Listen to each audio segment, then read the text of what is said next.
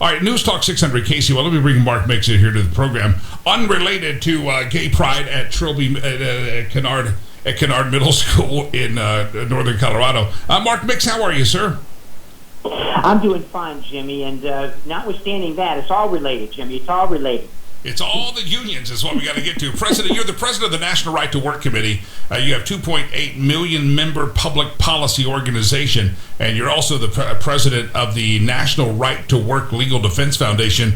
Speaking of, I'll just segue right there and take kind of the obvious low-hanging fruit here.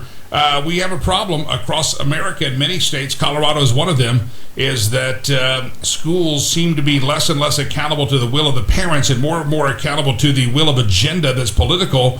And I say that's a lot of that has to do by unions controlling our school districts. Give me your thoughts here before we get to our other topic.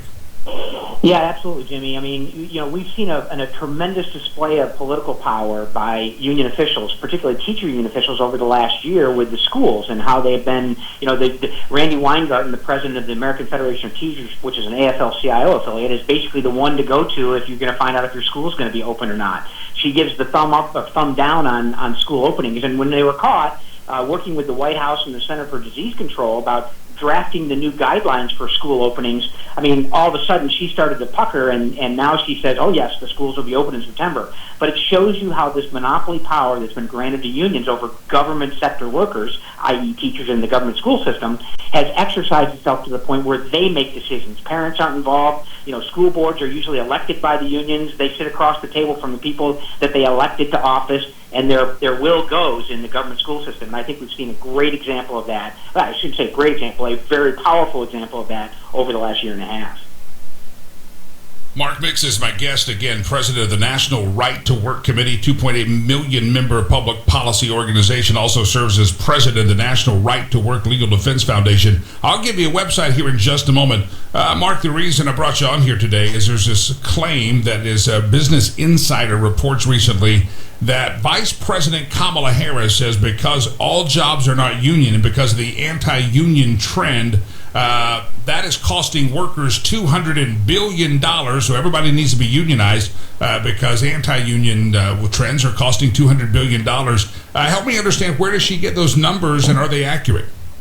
Well, first of all, $200 billion, Jimmy, these days is chump change. Frankly, I mean, we want every worker to be paid more for sure, but the notion that $200 billion, when we're talking about $1 trillion, $6-7 trillion of so-called stimulus, I think she should set her sights a little bit higher. But the study she's citing comes from the Economic Policy Institute, which is a union-funded think tank here in Washington, D.C., that does these studies that basically don't take into consideration any type of cost of living. And so what they do is they take a plumber from New York City who has an apartment that costs $4,000 a year, or a month, that makes $150 an hour as a plumber, and they compare it to a non-union plumber in Colorado, for example, or Utah, where the plumber makes $65 an hour and he's not union. So they immediately translate it into an $85 union premium for that particular position, without adjusting for cost of living. When you adjust for cost of living, actually forced unionism doesn't pay very well. In fact, workers in right-to-work states, the 27 states that allow you to choose whether or not you want a financially supported labor union, have adjusted disposable income that is higher than those workers in forced unionism states. In fact, when you break it down with cost of living, workers in right-to-work states have about $4,500 more in income, actually, than states that have forced unionism. So the study is bogus to begin with, but the point is they're promoting unionism, and it's unfortunate that the Biden administration has put up this cabinet-level task force that Kamala Harris is running, along with the Secretary of the Treasury, the Secretary of Labor, and the Secretary of the Interior, all on this big task force that posed, how do we unionize more workers in America? Well, just let workers choose. How about that? If Kamala Harris, by the way, my guest is Mark Mix, and we'll give you his website here in just a moment. He's the president of the National Right to Work Committee, 2.8 million member public policy organization, serves as the president of the National Right to Work Legal Defense Foundation. I kind of mean this jokingly, but not really. Kamala Harris has been put in charge of things before, like our southern border. She hasn't even shown up there. So there could be a possibility that she's in charge of this task force, but she never shows up at the task force, and therefore the task force never convenes. I mean, it's possible that Kamala Harris being appointed could be a benefit, because I don't know what she does.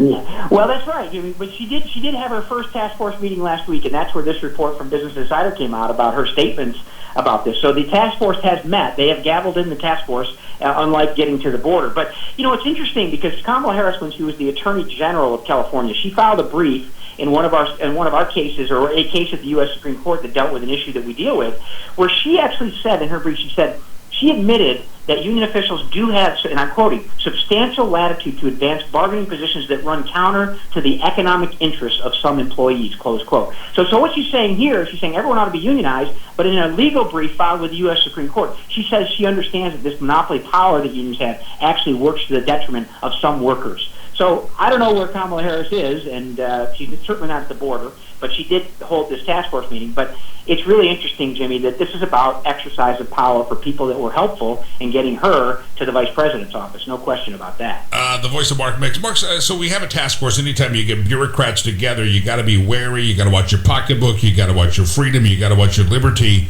What is this task force tasked to do? How could they, in my estimation, harm us or take away some of our money or freedoms or liberties, etc.? What kind of power and result could come from this Kamala Harris-driven task force? And by the way, Janet Yellen is also on the board, and that could scare the hell out of anybody. So help us understand the consequence that could come from this task force. Well, I guess we'll know in 180 days when they're supposed to file their first report to the president. But the goal is to do what Joe Biden said he was going to do on the campaign trail, and has indicated what he's going to do now that he's the president of the United States, and that is, quote, promote unionism, promote unionism, promote unionism. I say it 3 times because he said it 3 times. And the goal is to use all of this stimulus money, and we see it in the infrastructure bill, we see it in some of the policies the White House is pushing, that in order to get money to build roads and bridges and take care of children and build electric cars and do health care, all that's in that $2.3 trillion infrastructure bill, you got to have a union contract. And, interestingly enough, in the construction business, when we think about the infrastructure that, Jimmy, what you and I think of, building bridges and roads, about 85% of all construction workers in America are non-union. So those construction companies are going to be left out of the bidding process if that actually gets done and we start using federal money to support infrastructure and build out infrastructure. But this is about rewarding union officials whose agenda is radically opposed to those workers that they represent. Think Keystone Pipeline and the pipe fitters and the operating engineers who are now on the unemployment line because Biden said we're not going to have these union jobs on the pipeline. They can go learn to program. But this is about basically taking away the choice of independent-minded workers across the country. I mean, these people are all for choice when it comes to certain issues, but when it comes to unionization, they want mandatory forced unionization across the country, and that's what this task force is designed to set up plans and programs that will implement that. Mark Mix, it's always a pleasure. President of the National Right to Work Committee, 2.8 million member public policy organization. If someone wants to know more about the National Right to Work Committee and maybe become one of those 2.8 million members, how do they do that?